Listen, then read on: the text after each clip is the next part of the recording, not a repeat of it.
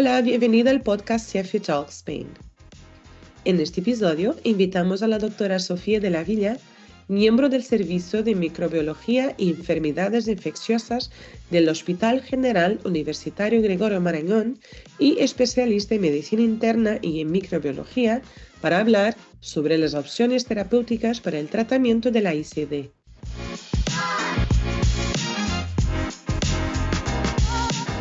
Actualmente, ¿cuáles son las opciones terapéuticas para el tratamiento de la ICD?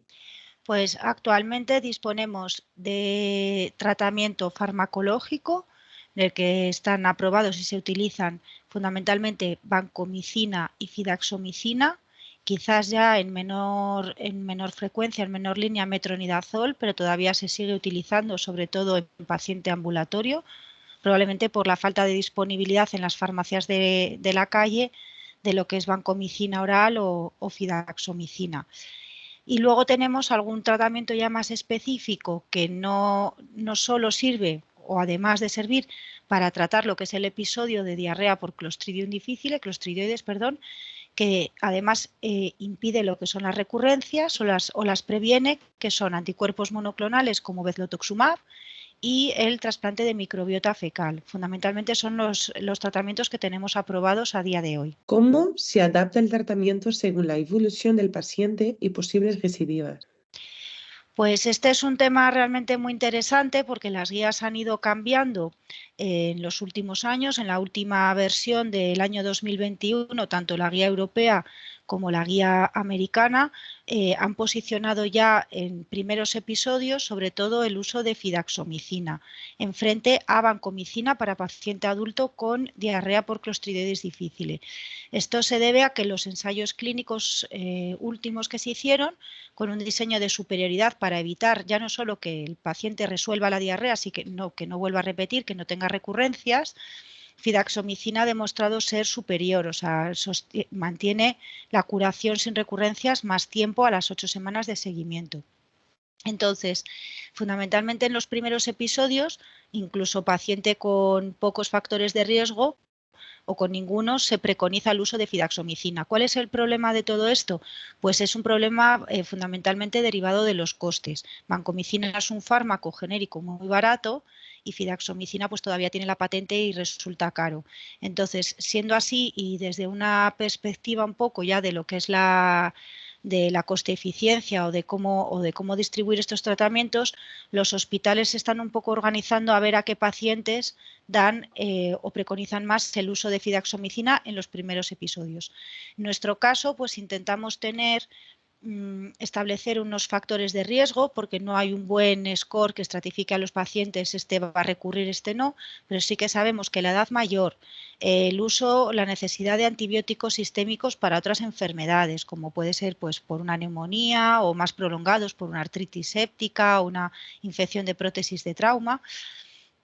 Pacientes inmunodeprimidos fundamentalmente son pacientes de alto riesgo de recurrencia porque se ve de manera general que son los que van a repetir. Y luego en los episodios graves, no tanto ya porque vayan a repetir más que un episodio no grave, sino pues por lo malito que se ha puesto el paciente, también suelen ser unas poblaciones en las que nosotros predominamos más el uso de fidaxomicina. Dejaríamos vancomicina pues al resto de pacientes que a priori no tienen tanto riesgo de recurrencia. Cuando los pacientes repiten, han tenido un episodio y vuelven a tener otro a la vuelta de unas semanas, que es lo que llamamos las recurrencias, pues ahí ya sí que estratificamos un poco en función del tratamiento que recibió previo para ver con qué le rescatamos. Si fue un paciente tratado con vancomicina, solemos utilizar en la recurrencia fidaxomicina. Si ya recibió fidaxomicina, nos planteamos pues la alternativa de usar bezlotuxumab durante un ciclo de vancomicina, o incluso en pacientes quizás más mayores, ya plantear directamente, después de un ciclo de vancomicina, el trasplante de microbiota fecal. Intentamos eso, que dar estrategias para que evite que tengan más episodios lo más precozmente posible, porque si no, cuando ya llegan a la segunda o tercera recurrencia es cuando ya es muy difícil controlar la enfermedad. ¿Cuál es el impacto de las recurrencias en el paciente? Pues al paciente, o sea, los pacientes que tienen Clostridium difficile y además que recurren, sí que se sabe que tienen un riesgo aumentado de mortalidad en comparación con pacientes pues, de la misma edad, con morbilidad similar, que no tienen esta diarrea. Pero sí es verdad que el impacto en la mortalidad quizás no es tan importante, sino como lo que es en la calidad de vida, ¿no? La necesidad del reingreso en muchas ocasiones, aunque intentamos que no ingresen porque les intentamos facilitar un teléfono para que nos llamen en cuanto tengan síntomas, para que acudan a una consulta rápida que haríamos en el mismo día o a las 24 horas, pero bueno, muchas veces son pacientes muy frágiles que se descompensan del resto de sus patologías y reingresan, la pérdida de calidad de vida, o sea, algún paciente pues lo hemos comentado, ¿no? O sea, miedo a salir a la calle, vergüenza porque por la diarrea, incluso pérdida de peso, la falta de disfrutar y como digo, pues algunos es que verdaderamente es un lío, incluso algunos pues que necesitan muchos cuidados para las propias familias porque tienen que estar pues limpiándoles y cambiándoles continuamente, ¿no? Agotamiento también del cuidador por toda esta problemática. En caso de tener un diagnóstico de una cepa hipervirulenta, ¿cómo se dirige el tratamiento? En el diagnóstico habitual, la mayoría de los sitios lo que se hace es una inmunocromatografía que te detecta si hay la enzima glutamato deshidrogenasa, la GDH, y además la producción de toxinas. Y ahí se para el diagnóstico. En nuestro caso, además, como hacemos luego después una PCR de GeneSpert, podemos ver si, además del gen que produce la toxina B, ¿no? Que es la responsable sobre todo del cuadro, vemos si además podría ser un ribotipo un presunto 0,27, porque luego bueno, hay que ribotipar y ver si exactamente son 0,27. Y es la única manera que tenemos de ver algo parecido a hipervirulento en lo que es la práctica diaria, porque si esperamos al ribotipado, que ya te digo, si PCR se hace en pocos sitios, nosotros lo hacemos, pero en muchos sitios no se hace, ribotipado se hace muchísimos menos. Con lo cual, saber que estamos con una cepa hipervirulenta o no, en la mayoría de las situaciones no lo sabemos. Podemos saber si estamos ante un paciente grave o no. Ahora bien, en el caso de la sospecha del 0,27, que sería lo que podemos conocer o lo que conocemos en el día a día, las guías no cambian mucho. O sea, sí que hubo una época cuando hubo los grandes brotes en 2015 que se proponía, se recomendaba el uso de vancomicina a dosis muy altas, pues se tenía mucho miedo, eran más graves, podían recurrir, pero lo que se ha visto en los estudios más recientes, sobre todo en su análisis de los estudios de fidaxomicina, de los ensayos clínicos, es que los pacientes incluso con estas cepas 0,27 se siguen beneficiando del uso de fidaxomicina, o sea que no presentando gravedad en sí mismos, no habría que hacer tratamiento más allá.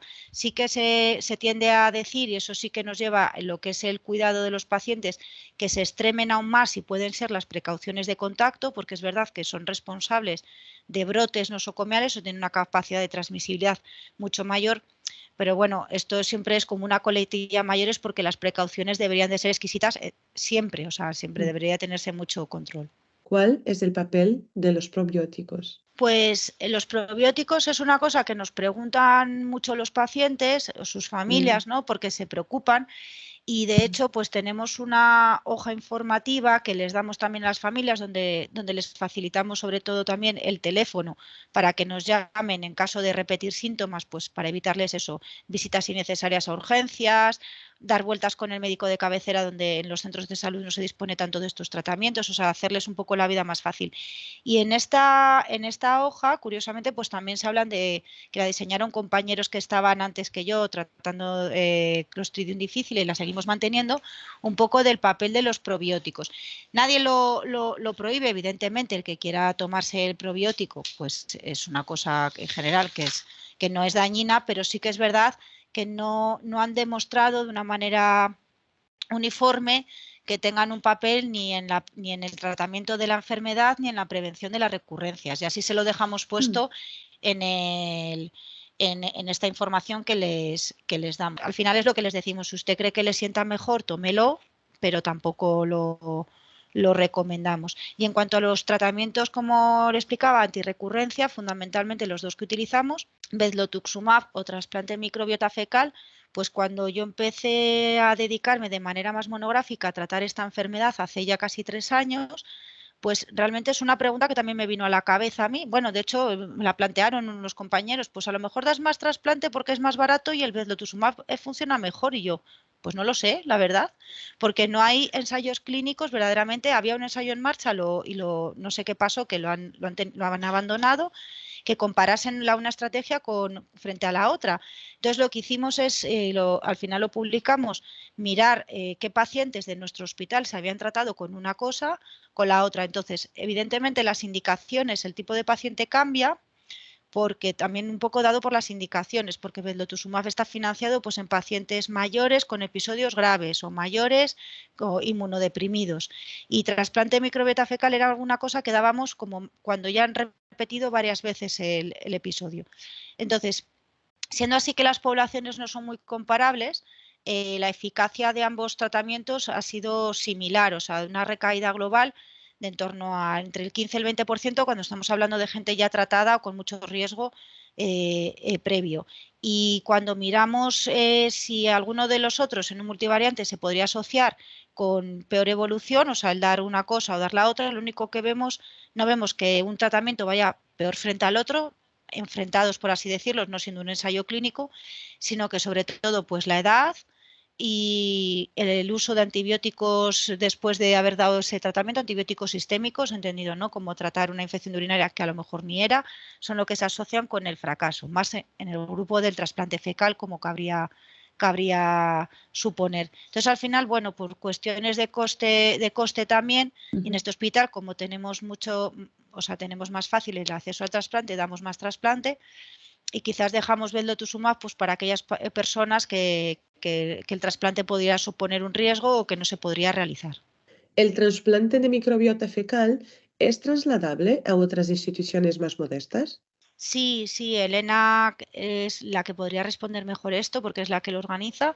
Incluso dentro de Madrid ya antes traíamos a casi todos los enfermos aquí al hospital para valorarlos y darles el tratamiento, pero también Elena yo creo que está empezando a distribuir, porque a veces es más fácil, incluso pacientes ingresados en otros hospitales, lo que es el tratamiento bajo unas condiciones de refrigeración y una legislación que hay que cumplir a otros sitios para administrarlo. Claro, esto dentro de Madrid es relativamente sencillo. Esto cuando ya traspasa Madrid empieza a ponerse más complicado y habitualmente lo más fácil es que el paciente venga aquí con todo lo que supone trasladar a un paciente o que un paciente que está enfermo se traslade hasta Madrid solo para recibir este tratamiento.